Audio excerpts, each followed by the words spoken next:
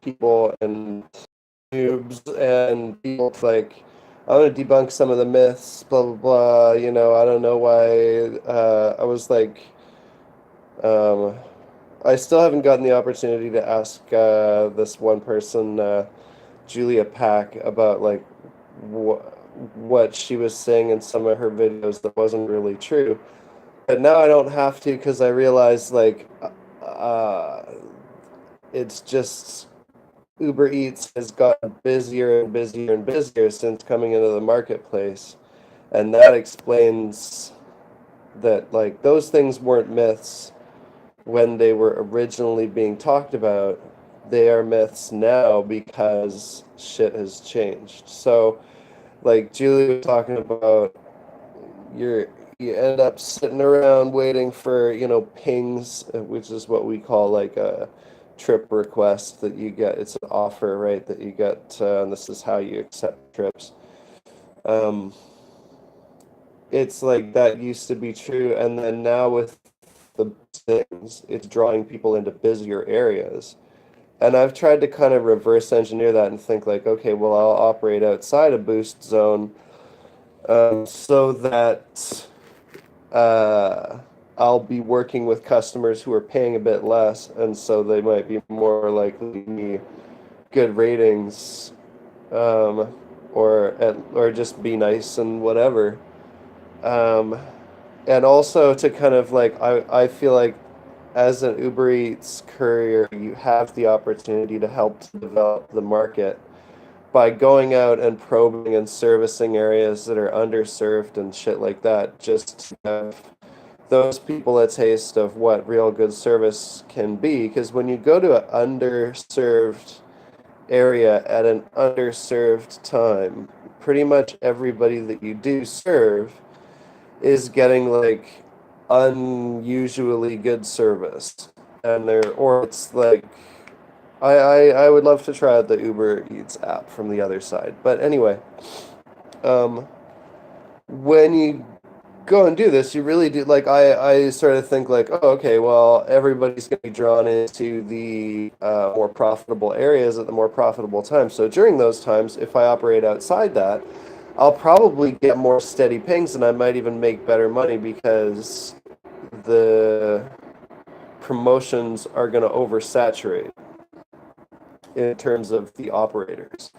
But that doesn't seem to be the way I think they actually offer people a good deal and offer couriers a good deal when they suspect there's going to be a certain amount of market activity, and it promotes it from both sides. So I think it's probably not even more expensive necessarily just because there's a boost, and it's not because Uber Eats is like taking a hit on it.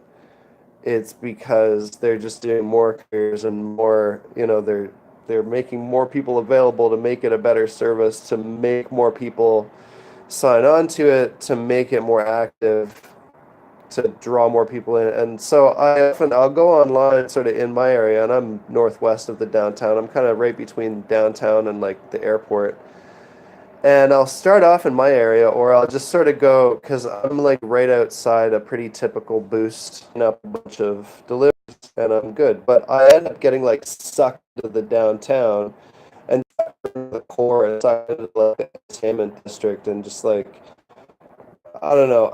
I sort of don't like working the right in the core. I like just between like where the burbs are and where the core is, and just like on in the sort of uh right in the mushy middle, kind of like weird drag middle where there's just all this kind of psychic turbulence from the wash between the the donut hole and the donut itself.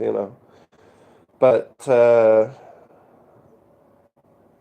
like you get enough pings that you could just dismiss your way into the area that you want. But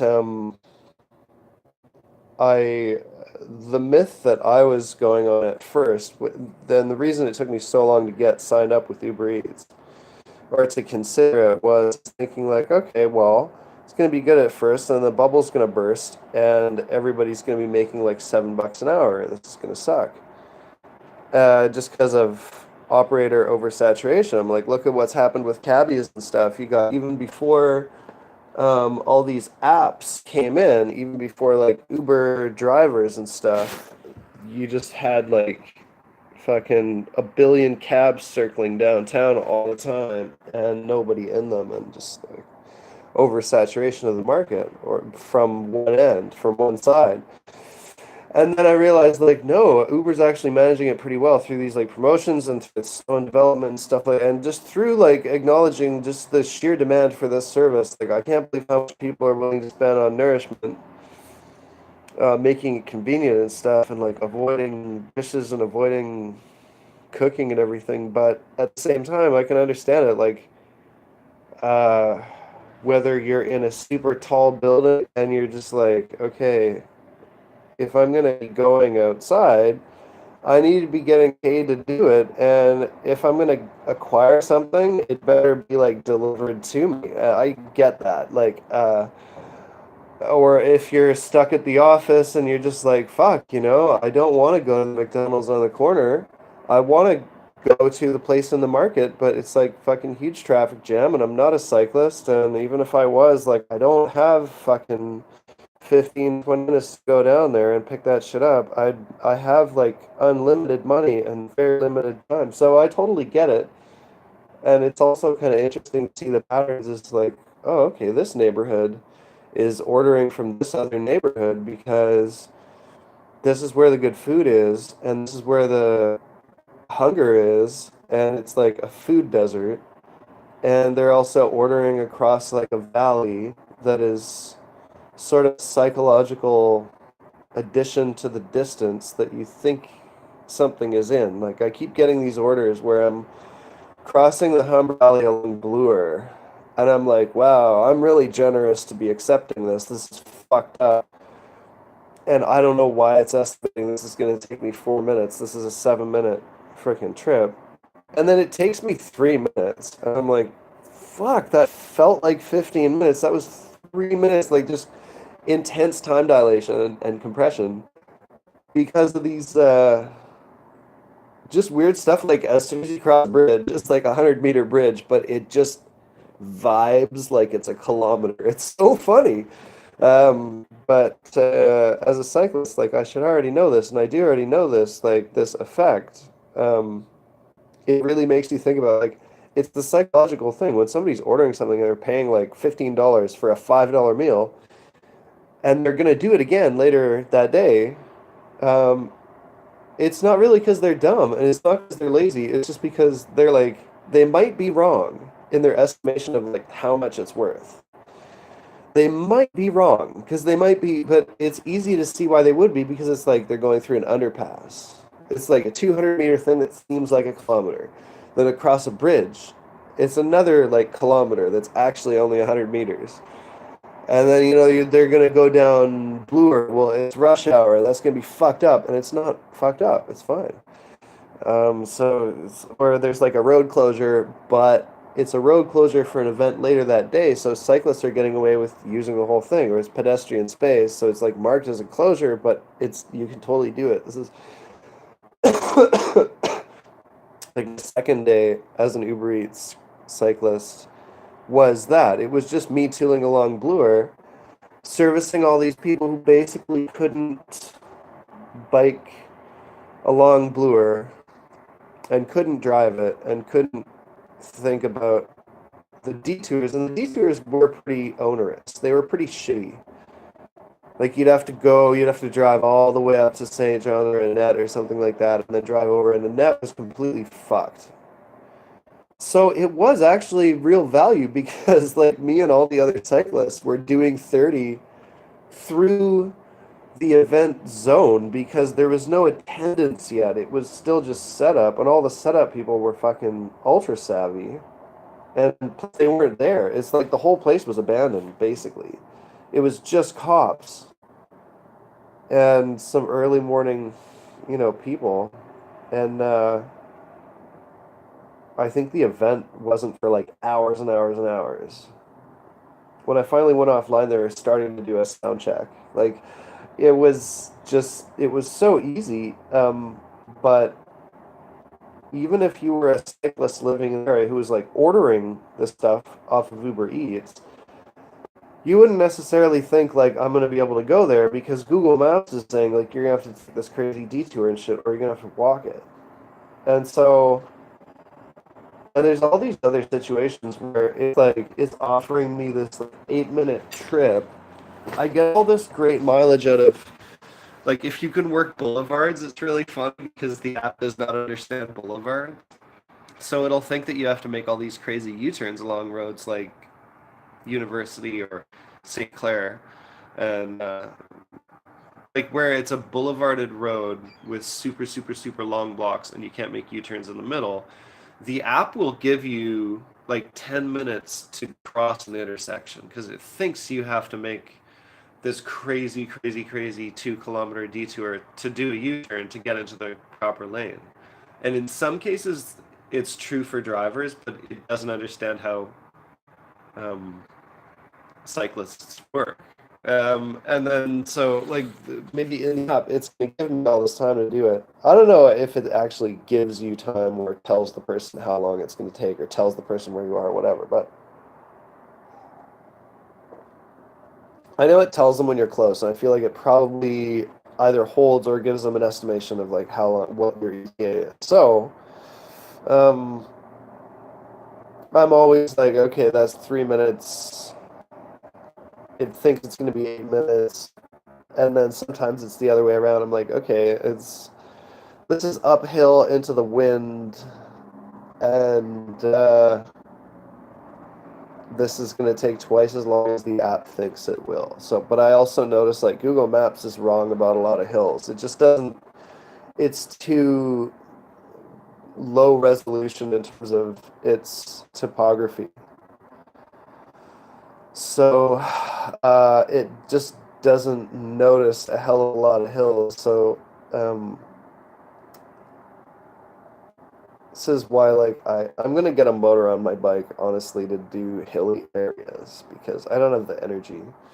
And nobody else does either. I'm not seeing other cyclists out here, so I'm like, okay, I could service these hilly areas. Even if I just had like, I swear, I want somebody to invent the spring-loaded drivetrain for a bicycle, so that when you hit the brakes, instead of just wasting that energy and friction, it loaded up a spring either in your hub or in your uh, somewhere in your drivetrain or something that you could release so that you don't have to dump energy into nothingness. You can just wrap it up into a spring and then uncoil the spring when you need the power. It'd just be like every single intersection you could just stop, and it would be perfect because you'd be stopping on this spring, so you'd be kind of like you'd just be gentle, and then it would bring you to a complete stop. Um, and then when you release it, it will just dish out that power in the same gradual way, and it'd be like, "Phew," and you could just uh, it'd be perfect because exactly so so you're coming down a hill to one of those terrible spots where you're gonna stop at the bottom of a fucking hill and you've got all this momentum going. You could just cache that momentum in the spring and then uncoil it at the starting line and go to 30 kilometers an hour right away and then be going up the hill, and it would be the exact right amount of energy because you wouldn't be losing any. I want that. I don't even want a motor because it's just wasting more energy. I just want a spring-loaded drivetrain, and I'm not a fucking engineer and a mechanic and an inventor and whatever. It's like I think it's a really obvious fucking thing, you know, spring-loaded fucking hubs on the front and back, or just spring-loaded brakes, basically, like just where you have a set of brakes that engages that's friction based. That's what we have, but it only engages after you've used your like engine brakes, which is just this spring-loaded hub situation.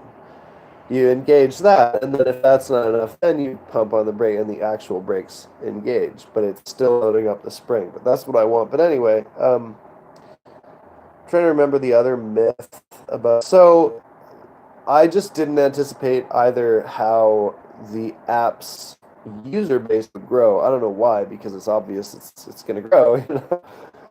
Uh, so there's just so much demand on Uber Eats right now, and it's just escalating, escalating, and escalating. Um, and the presence of these other apps doesn't seem to be like impacting on it too much because it's attracting other cyclists away from Uber Eats, so it's sort of balancing it out. And it's really working out. Like fucking anytime I want to, I've got a solid, just like work, work, work, work. I'm getting paid every second. So uh,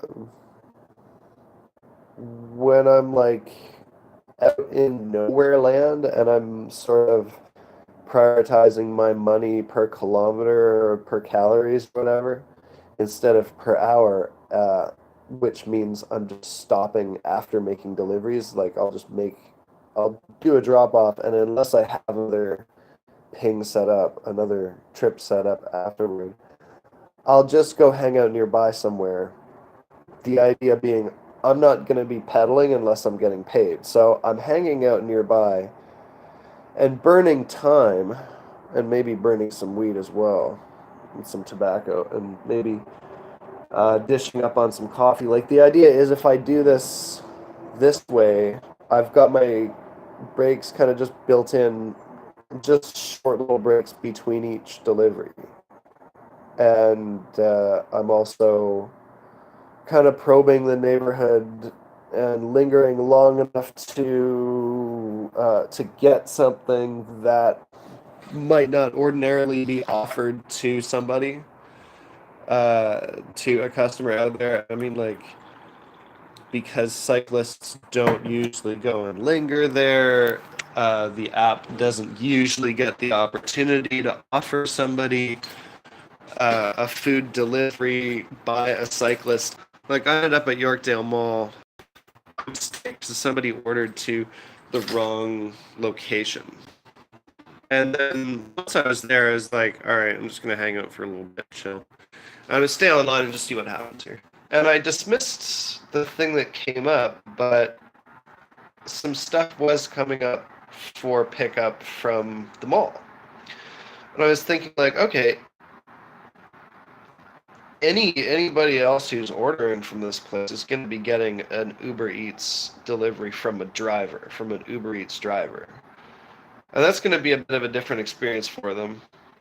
And so I could offer these people a different experience here just by like not returning to the hotspot right when my last order is finished. Because if I just done what most cyclists do and just go back to the hotspot that I want to work out of, uh, if I don't have a new ping, right? So I don't get drawn around the city in a weird way.